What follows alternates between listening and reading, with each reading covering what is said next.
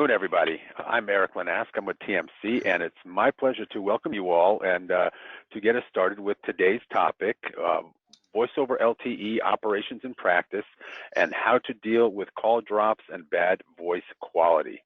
I mean, let's look at it. In a world where mobile devices have outnumbered people, where people are increasingly dropping their landlines in favor of using their mobile devices at home and at work, and where more employees are working from non-traditional office spaces than ever, it's fair to say that voice quality is really more critical than it's ever been. And for providers, that means that their ability to deliver high-quality voice is really a true measure of their success. Now, for years, mobile device users have suffered through inconsistent and poor voice quality, and LTE was supposed to resolve many of those problems on the mobile side and deliver a more consistent and a higher quality experience. You know, that really hasn't always been the case. No, there's no question for anybody that has experienced a really crystal clear HD voice call across LTE networks, it really is a first-class calling experience. But there are so many situations and other conditions where one or both callers experience voice quality issues. You know, things like garbled or distorted voices, one-way audio where one of the parties can't hear the other, soft drops where one party or the other on the call actually hangs up due to poor voice quality, and they may or may not reinitiate, or of course actual dropped calls continue to be a problem as well. You know, these are many of the same problems that users have had with their traditional VoIP calls, which we actually discussed in our last webinar. And while all the hype surrounding voice over LTE created some expectations that this is going to solve all of our mobile calling woes, you know, the reality is the user experience is often still very lacking. And it's not something any operator can afford. There are too many alternatives. People are very, very quick to share their experiences with friends, colleagues, family members, and really anyone that's willing to listen on social media these days. You know, the point is, there is a problem, but there are ways to deal with these quality issues.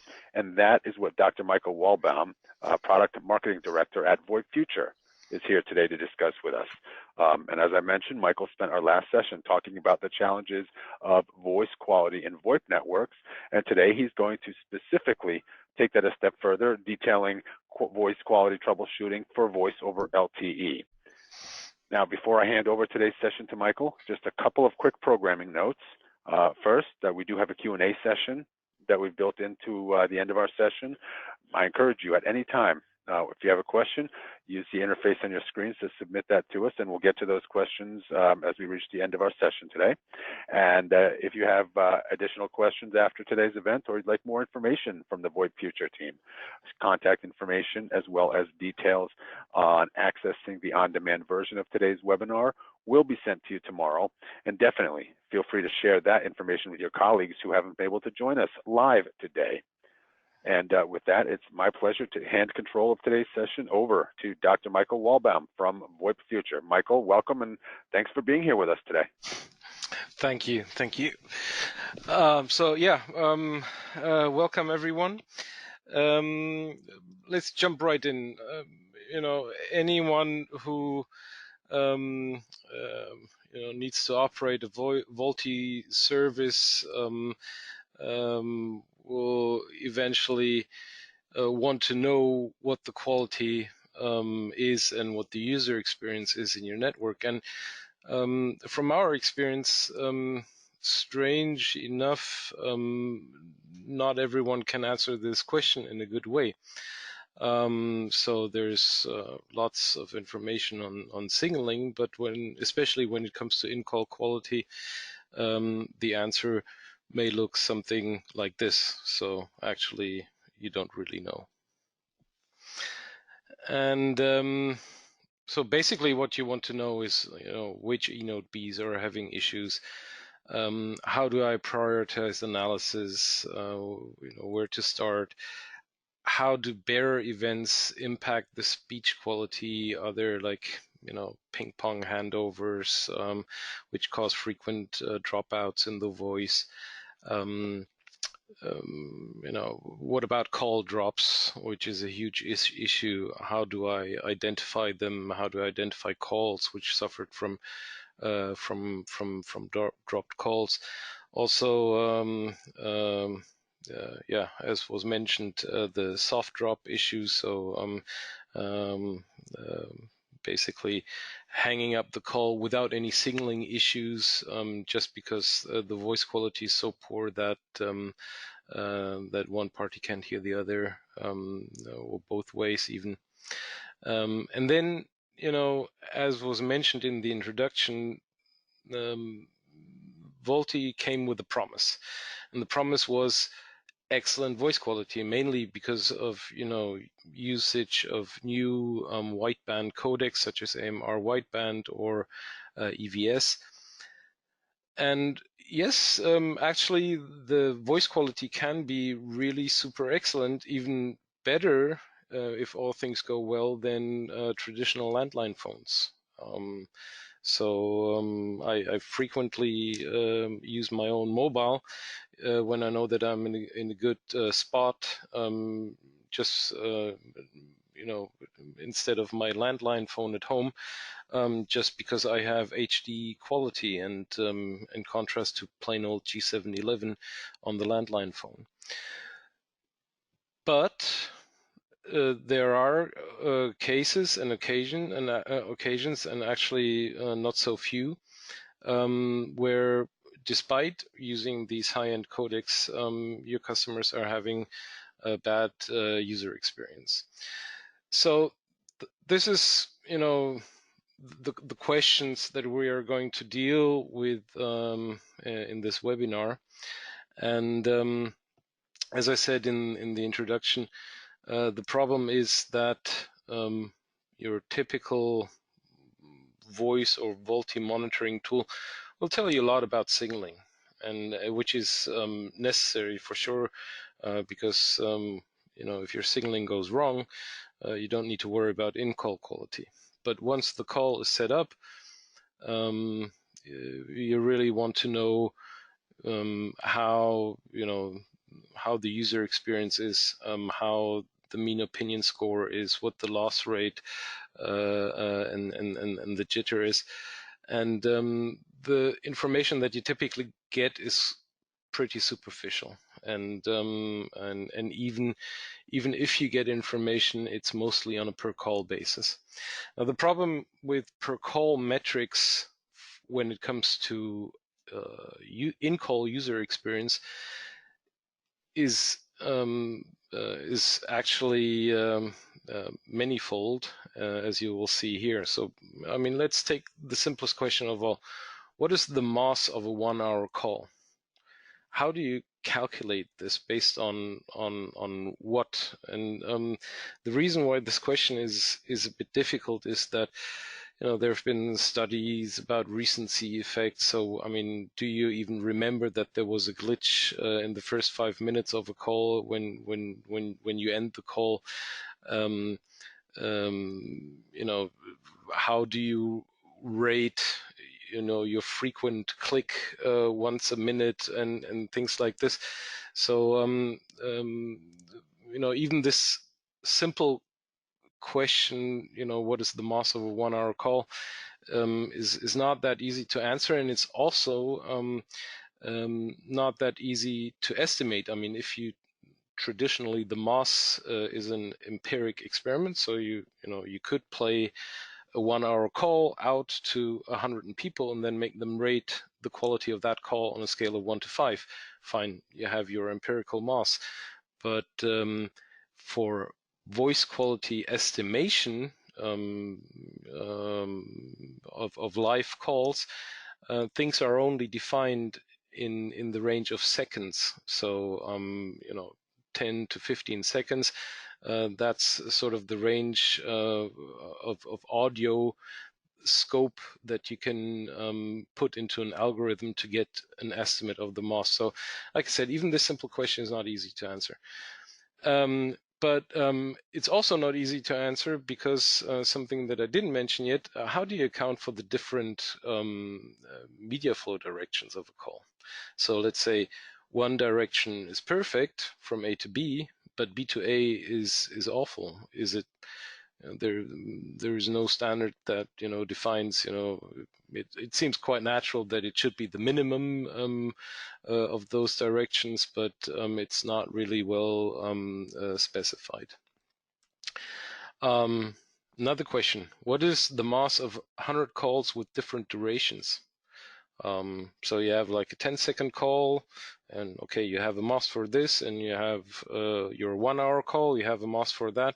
How do you cannot average this if you have a per call mask, because it just doesn't make any sense because of the weighting. Then another pretty simple but fundamental question: what does a packet loss rate of 1%, let's say, for example, mean? It really, when it comes to user experience, it's a lot about the distribution of glitches in the network, let's call it. So if you have a 1 hour call and your 1% packet loss is evenly spread, I'm quite sure your users won't notice. But if it's a 1 hour call and all those 1% lost packets are at the end of the call, you'll have that famous soft drop quite surely. So this highlights basically how that per call metrics are not really helpful in this stage. It's also not helpful because there's the question of how to deal with frequent codec and bitrate changes and mode changes, especially in the VoLTE domain. When you're using codecs like AMR wideband or EVS, which just have a lot of different band modes, narrowband, wideband, or well, I'm talking of EVS now, narrowband, wideband, super wideband, full band, and lots of different bit rates that can change at any time, basically.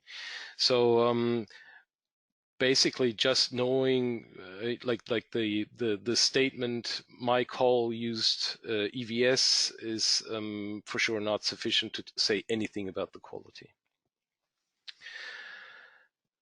So most of these questions apply to VoIP in general, but especially this last question about the different codec modes is pretty special to voice over LTE. You typically don't have so many, in the fixed network, you don't use so many multi-mode codecs.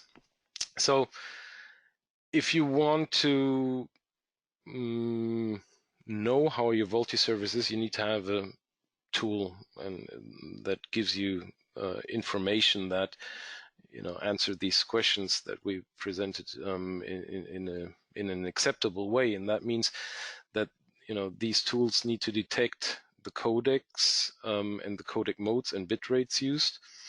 You need to have solid measurement of the network performance, meaning loss and jitter for not only for every call but for every stream, and actually even you need to do those measurements constantly and periodically, because quality can change at any point in time, and be it only because the codec mode changed or the bit rate changed, but obviously you can also have packet loss and jitter hitting your customers at any point in time because of radio conditions getting worse or so.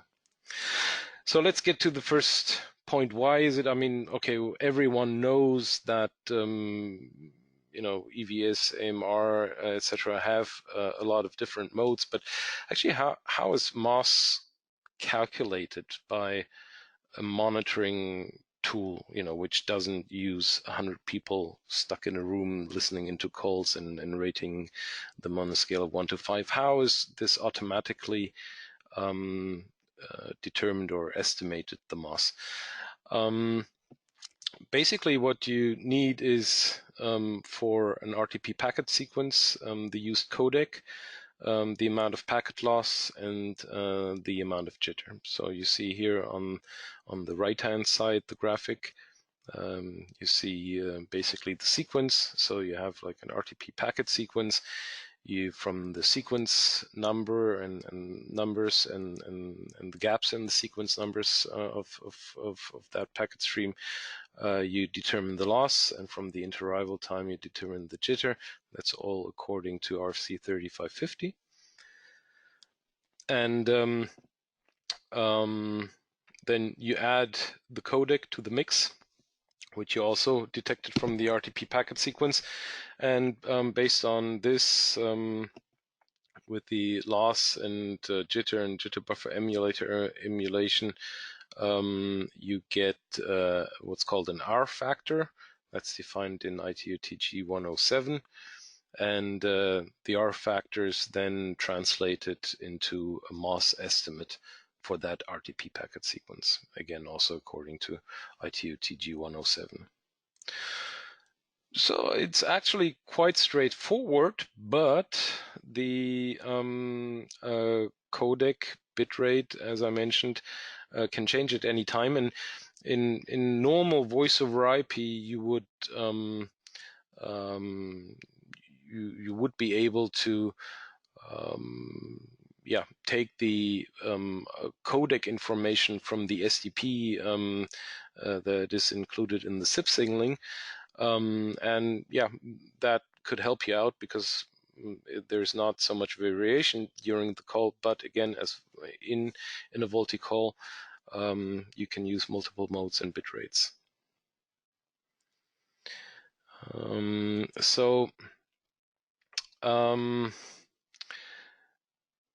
So how bad is it actually? So I mean, having multiple codec modes and bit rates could also mean they're all the same, but they're not.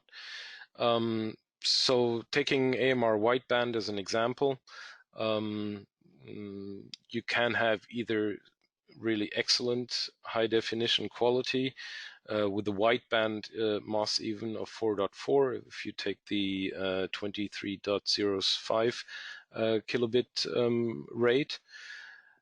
It could also be really super poor if you go to the other end, and actually this should here read 6.6 kilobit. If you take the 6.6 kilobit rate, you have a wideband MOS of 2.9, which is really subpar, and you don't want to get there even. So there's really a wide spread, and basically I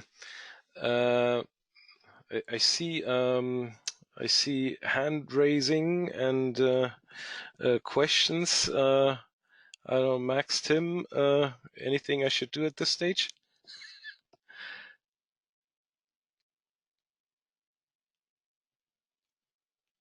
Okay, we get back to that in the end. We can also go back to the slides as we showed them. So here's a real live example of one RTP stream of a VoLTE call using AMR wideband 12.65K, 8.85K, and 6.6K. And although you see here the majority of the time the good mode, the good bitrate 12.65 was used for 2 minutes and 50 seconds. You see here in the gray in the back, where is it here? The duration of that call was 3 minutes and 4 seconds, so around about 15 seconds was spent on using these other codecs. But here's the infamous 6.6K mode. So this was for quite some time. The quality was not so good, let's say. And with EVS, it's the same, and I would almost say even, well, let's say more complex, maybe not worse, but definitely more complex. So if you look at EVS, and let's just stick here with the graphic in the middle, here you have the different EVS modes, narrowband, wideband. Actually, it stops here at wideband, but it goes on to super wideband and full band. and the different bit rates. And again, you see, and here it's not in terms of MOS, but in terms of the hour factor, but just so you know, so 93 hour factor, that's classical landline ISDN quality. So anything above that, should be considered, HD or whatever. And again, you see like a pretty huge spread in quality between those different modes and bit rates. And the point with EVS is that you do your SCP negotiation when the call is set up, and then in the SCP, the calling parties agree on a set of bandwidth and bit rates that are supported on each end. And then during call time, there's a CMR byte with which one party can request in the EVS codec payload header, one party can request a specific bandwidth and bit rate from the other call party. So this is sort of how the bit rates and modes are changed during the call. On top of this, the encoder in the handsets or in the sending devices can decide on their own by analysis of the audio signal that they just use whatever mode or bandwidth is most efficient to use for encoding the signal, hopefully without loss of quality. And we've seen in real life networks that actually this control by the encoder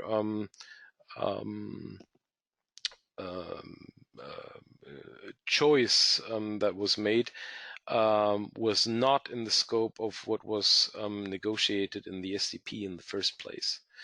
So, a lot of different entities making decisions, a lot of variability, and in the end, the codec mode and bitrate of EVS can change on a packet-by-packet basis. And if you want to know your user experience, you actually need to check the codec for every packet if you're serious about this.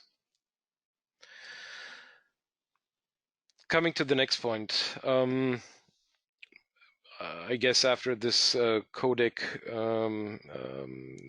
topic, a bit simpler and more more known. Obviously, packet loss and jitter play a role in when it comes to user experience and voice service quality. What you see here is the quality of on the left of fixed line telephony, and on the right of RTP coming in from the from an eNodeB. Actually, this is traffic from and to the same eNodeB, and on the left-hand side, actually, this is a bit worse than traditional fixed network landline telephony, because this will also include some mobile-to-mobile calls. But I guess the principle or the idea is clear. Obviously, in fixed line telephony, fixed line voice over IP, there is much less potential for packet loss and jitter than you have on the VoLTE radio interface. So because you can have adverse radio conditions, you can have layer 2 retransmissions, where the packet is actually experiencing, the IP packet on the network layer is being held back because frames are being retransmitted. Or you could have, and we only found that out recently, which was quite interesting, power saving mechanisms of user equipment. These are unfortunately quite widely used devices like iPhones, which we're still thinking about it, are probably correctly using standards, but probably this is a gap in the standard, or like, let's say, unintentional use. And so there's Apple iPhones from a certain model, I think, or iOS version on, are not sending a voice over IP packet, an RTP packet, every 20 milliseconds, but 2 packets every 40 milliseconds. And I guess that gives them some power saving advantages. But again, like I said, there's much more potential for packet loss and jitter in voice over LTE, and therefore you need to have really good measurements here, and sort of the RTCP based approaches also that may help you in a fixed network don't work here. We discussed this during the codec mode discussion. You know that the codec can change at any point in time on a packet by packet basis, and same with you know, packet loss and jitter radio interface conditions changing at any moment in time. So you need a continuous measurement. And what Voipfuture's Crystal VoIP monitoring tool does is we do time slicing. So basically, you see the blue boxes here, they represent an RTP stream, and what the system does is basically analyze every RTP packet, or every packet, checks whether it is actually indeed an RTP packet, and then associates it with an RTP stream, and then slices the RTP stream into 5-second slices. And these 5-second slices are then summarized from a quality perspective in what we call quality data records. So basically, each call, each media direction is chopped into 5-second segments, and in each for each QDR, there is information about the codec, or actually codecs up to 4 being used, standard housekeeping info, IP source destination, MAC addresses, and IP addresses, VLANs used, TCP class used. Of course, the level of packet loss, or the amounts of packet loss in these 5 seconds, the jitter, the MOS is calculated. So there's a whole bunch of information for every 5 seconds. And obviously, and we're going to see that in a second in the demo, I'll show you in the system. Obviously, that gives you some advantages when it comes to troubleshooting, because if you have a high temporal resolution, and you know, like I said, the system actually considers every packet, and so also sees every codec change, every packet loss, etc. But it also, and that's actually quite key when it comes to operating a huge network with thousands, tens of thousands of eNBs and cells. You know, how do you identify which cell needs attention? And this is where the time slicing also provides benefits for the KPIs. And here's like one example KPI that you're also going to see later on, or in a second in the demo, and that's what we call the critical minute ratio. So basically, we define a critical minute as a set of time slices representing 1 minute. So in our case, we have 5-second time slices, so that means 12 time slices which have experienced burst loss, or severe jitter that is so severe actually that it will likely lead to effective packet loss, because the jitter buffer at the receiver side cannot compensate for it.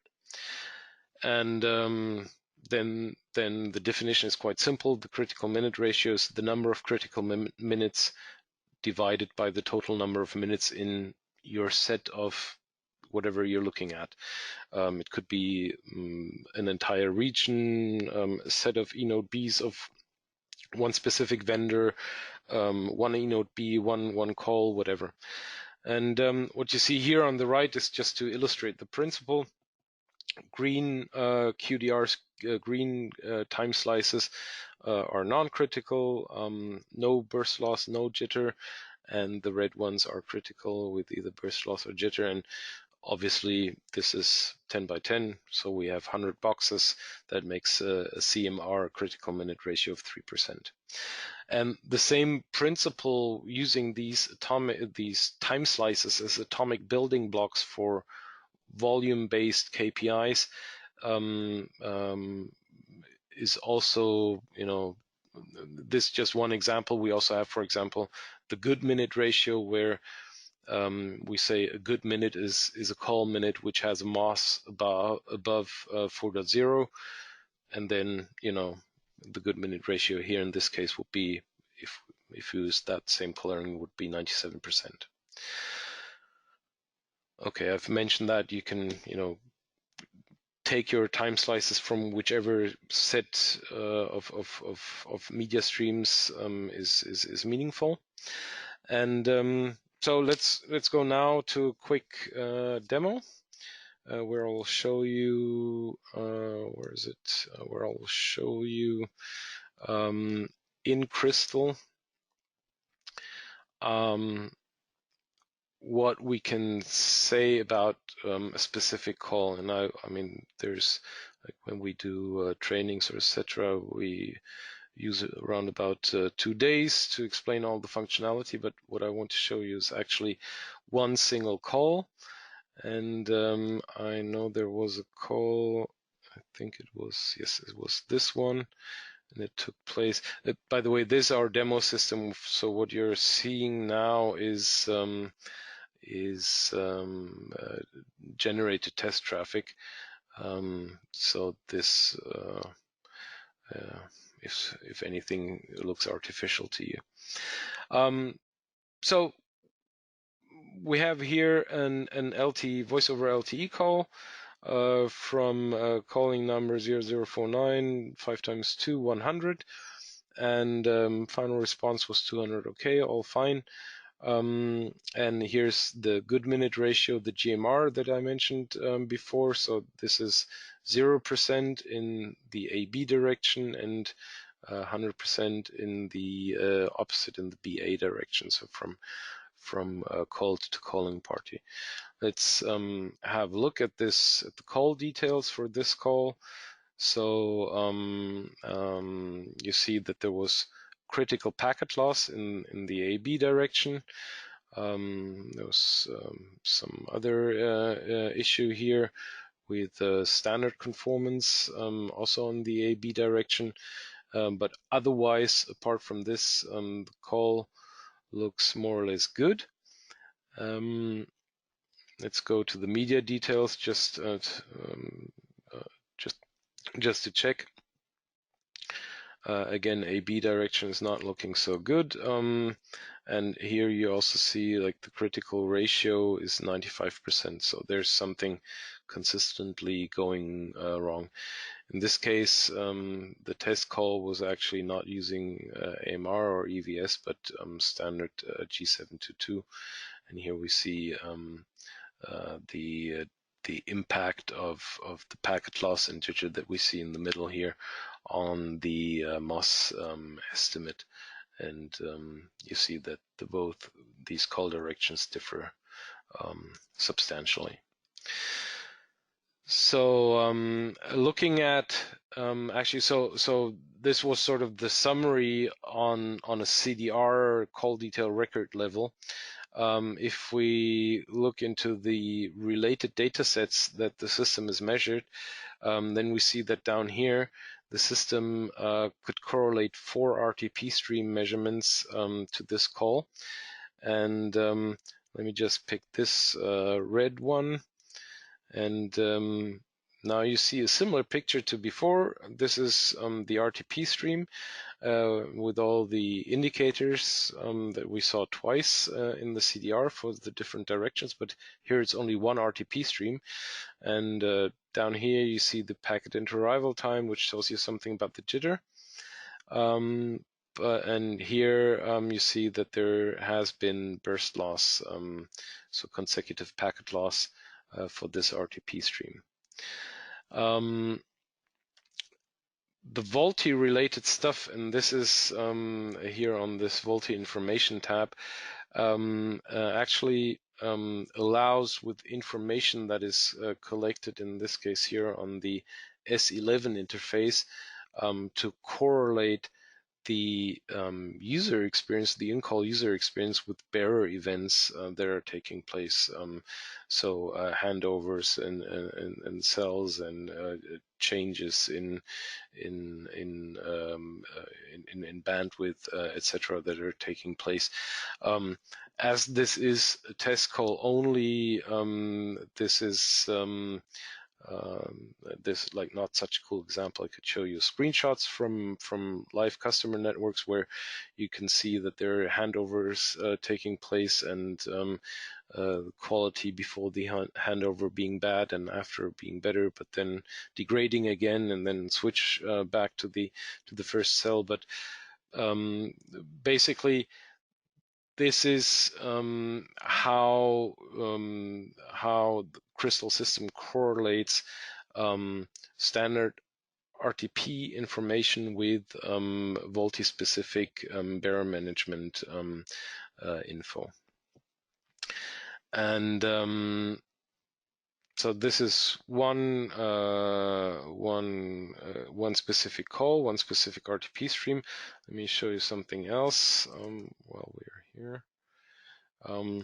So here we see the media quality over time of all probes. I'm going to select one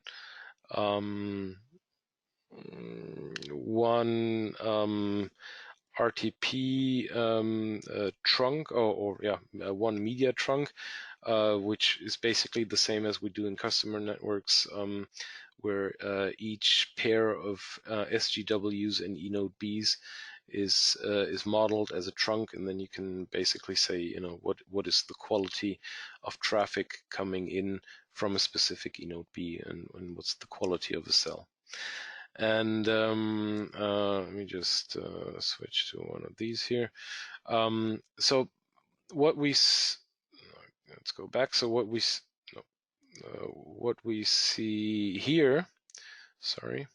So what we see here is the quality of all the traffic on this trunk. And you see, it seems like, you know, it's evenly split, like half is in a good MOS class, better than 4.34, and the other half seems to be in a bad MOS class between 3.1 and 3.6. And if we split now and look at traffic coming from the different endpoints, so here endpoint B, so this is the same trunk, but only the traffic that is coming from the fixed network side. This looks all green. And here we have the opposite direction. This is all the traffic coming from the eNB being sent into the core network.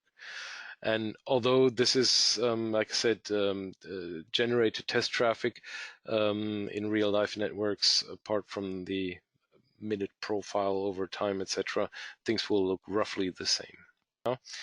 And just very quickly, because it was, in part of the announcement of what was going to be part of this webinar, just very quickly talk about call drops. I mean, drop calls, we've all experienced them, and I think they've, to my experience at least, they've become more common with the advent of voice over LTE. And basically the DCR, the drop call ratio, is defined as the fraction of dropped calls over all call attempts. And what Crystal does is analyze the SIP reason header defined in RC 3326 to do that. And actually, this is not only applicable to VoLTE, but actually to also other VoIP services. So the reason header is actually included in the buy, and it gives a reason for the buy. In this case, you see the red text. There's an RTP timeout, whatever that means. And obviously it doesn't sound good, but there are also other reasons being given. So like the first one here in the bullet list, zip 200 user terminate the call. That sounds okay. Q850 final response 16, normal call clearing, obviously also sounds like an okay reason technically to end the call. But then there are things like the RTP timeout that we had, or things like insufficient bearer resource, which points to an issue, in the network, some sort of overload situation of eNBs or whatever. And so the problem now is how to identify reason headers that actually indicate call drops. And now you could go to the vendors of your network elements and you could ask them, what is bad? Is RTP timeout bad? Is a normal call clearing bad, or is it good? Is that, a call drop reason or not? But since there are so many vendors, network elements involved, firmware versions, you would need to update it all the time. We decided to take a different approach, and we use actually the users as as guinea pigs, let's say. Namely, we identify calls which have a redial call, so the same two parties talking again within a 30-second time window. So we have this here on the left, number 0044 1234, call 0033, etc. And then within at max, it's configurable, but per default within 30 seconds they call each other again. Now, if you find these pairs, there is a chance, obviously, that this was normal user behavior, which you see when you have dropped calls, namely that they try again. And then the SIP reason header of the first call provides a list of candidate drop reasons. And obviously, if you have something like RTP timeout, insufficient bearer resource, then the likelihood of a redial call, because it was indeed a technical failure, is much higher than for normal call clearing, whatever. So you can then rank these drop reasons by their redial likelihood, and then set a threshold, and Crystal can automatically learn these drop reasons by just observing the user behavior, and that is working extremely well. And obviously then the data can also be fed into the analytics system, and you can watch it over time, and for specific regions or eNBs, etc. So coming to the end, I think VoLTE monitoring, we've said the same for voice over IP, obviously, compared to TDM time in-call voice quality, that never changed. With voice over IP, things got a bit more, difficult, and in fixed networks, you also have more variation than in jitter and packet loss, and essentially in voice quality than you have in classic TDM telephony. But with voice over LTE, there's an exponential change in variability of the user experience. Not only because the amount of jitter and loss is higher, like by an order of magnitude, I would say, than in fixed line networks, but also because there are multi-mode, multi-bit rate codecs which can change at any time, and they do change at any time. And all of this requires that you have a tool that actually looks at the RTP packets in each and every one of them. And I hope that the demo has shown that this can be really helpful. On the right-hand side, I've listed some because you might follow up on this on our Crystal in-call KPIs. You can find them on our webpage. We can also discuss this later. And now I'm finished and would like to hand over back and talk about any questions you might have. Thank you. Great, thank you, Michael. Some fantastic information there. Yeah, let's get to our Q&A now. And for any of you who have questions but haven't had a chance to submit them to us, now's the time for you to do that. We will get to as many as we can during our live session, and any that we aren't able to get to today, I know that the team at Voipfuture will respond to offline following today's event. So never fear, all of your questions will be addressed in one capacity or another. So Michael, going back to one of the earlier portions of your presentation when you were talking about codecs. Mm-hmm.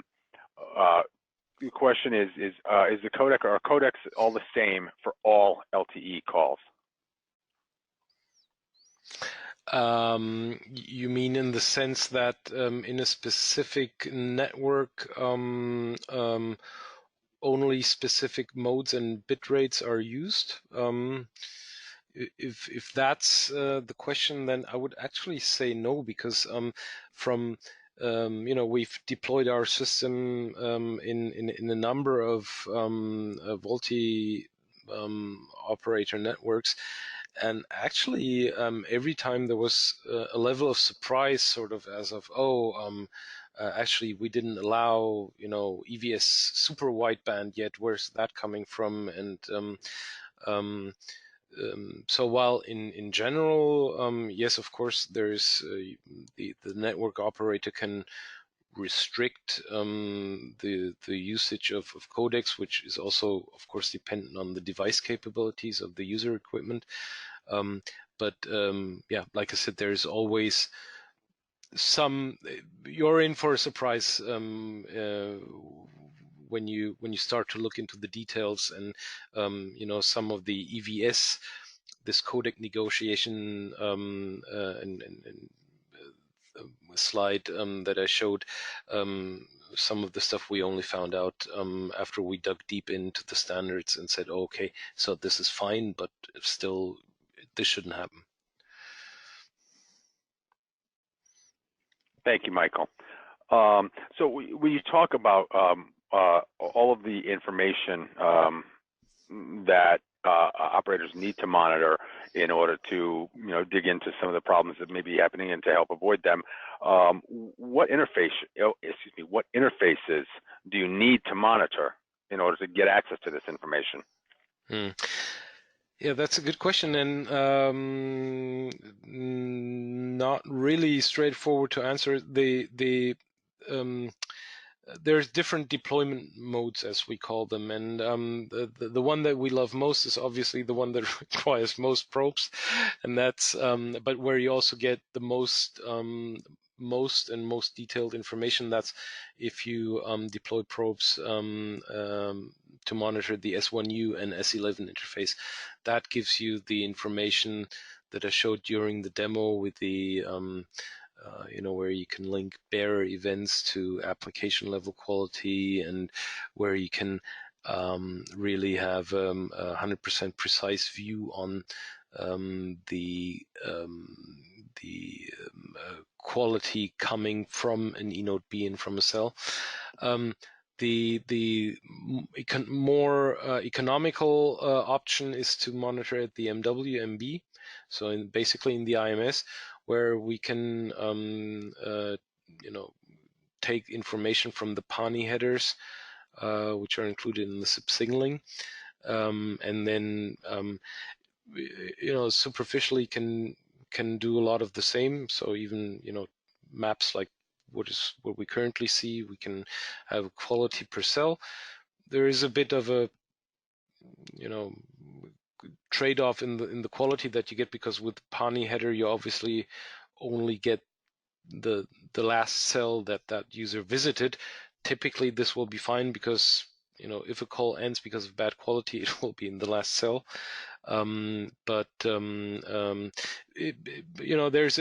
Most of our customers, they start off with MW and MB, and then at some point end up saying, okay, actually we need also the information from the EPC from the S1 US11.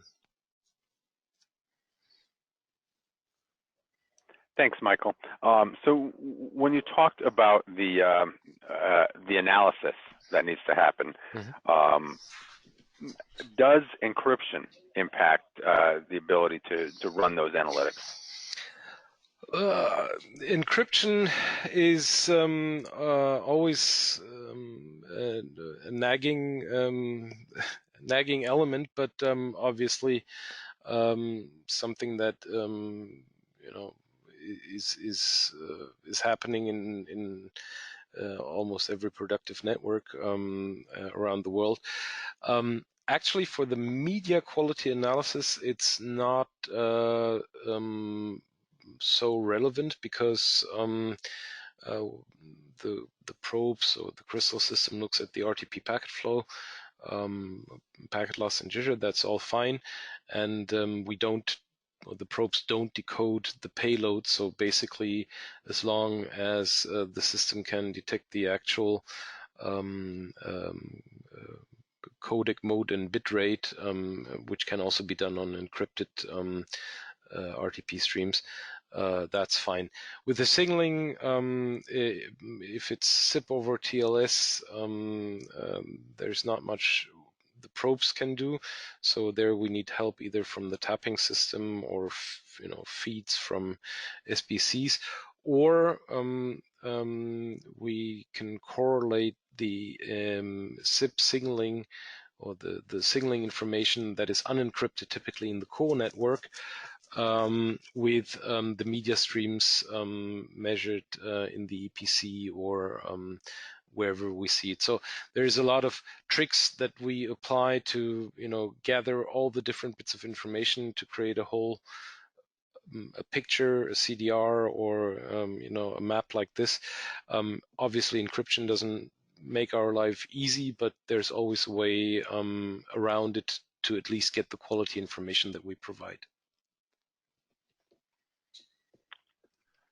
Thank you, Michael. And so you mentioned, you talked a little bit about the time slice KPIs. For people who want more information on that, is there an additional resource that you can direct them to, or what more can you tell them about that? There's actually a quite interesting white paper that you can find on our homepage, or if you contact us after this presentation, we're happy to send it to you. The interesting thing is, actually, we didn't. It's been in part of the way that we deal with the RTP media streams from day one since the company was founded. But actually, we later found out we weren't the only ones with that, with the idea of chopping the RTP into atomic units. There's, for example, like the TM Forum that you may know, a standards organization, which in one document, in one sentence, suggests to do exactly this.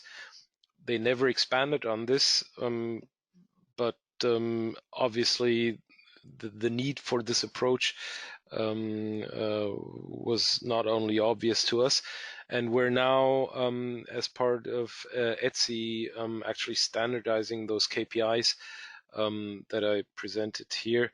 So if we go back,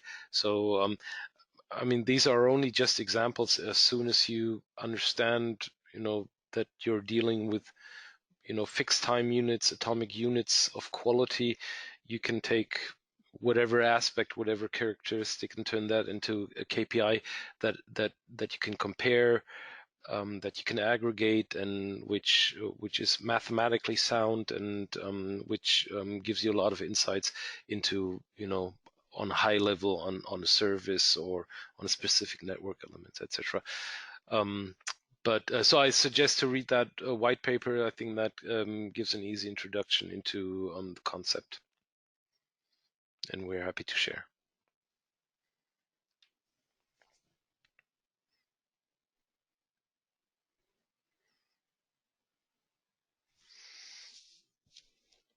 Again, and sharing some of his expertise. Hopefully everybody in our audience, you found it informational and certainly hopefully worth sharing with your colleagues back at your offices. Thank you to all of you for taking some time out of your busy days, and I hope everybody has a fantastic afternoon. Thank you very much. Thank you, everyone.